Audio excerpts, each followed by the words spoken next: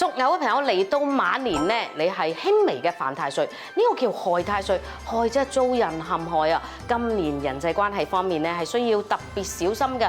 雖然害太歲唔夠沖太歲或者本命年變化咁多，但係都係好多瑣瑣碎碎嘅嘢令你唔開心嘅喎。尤其是喺身體健康方面，我哋特別要注意一啲小嘅毛病啦。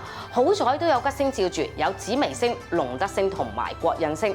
紫微同埋龍德係強而有力嘅大貴人星嚟嘅，今年咧都有人幫忙你逢凶化吉、遇難呈祥嘅喎。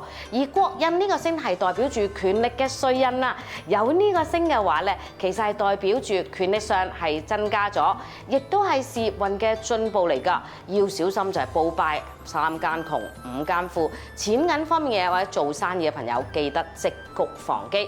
今年一定要馱一個蛇形加雞形嘅飾物喺身邊嚟到保平安。好在今年有紫微星，喺過年期間用多啲紫色，自然就可以喜慶臨門啦。